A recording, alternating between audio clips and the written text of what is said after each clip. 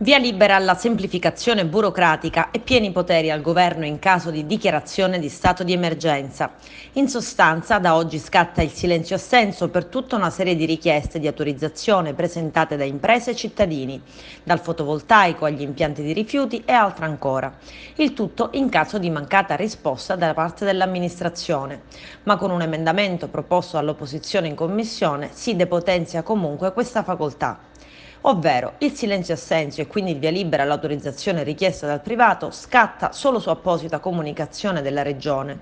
In soldoni ci dovrà essere un dirigente regionale che si prende la responsabilità di dire: noi non abbiamo valutato ancora la pratica entro i tempi previsti dalla legge, ma vi diamo l'autorizzazione.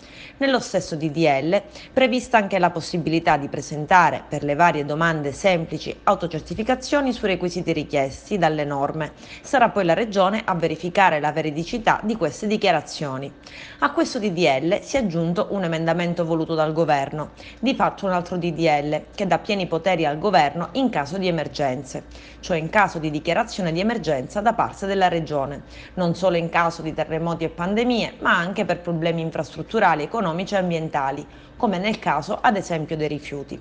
Il governatore può nominare in questi casi dei commissari speciali che a loro volta potranno derogare anche alle norme sugli appalti e sulla tutela paesaggistica, prevedendo il dimezzamento dei tempi autorizzativi.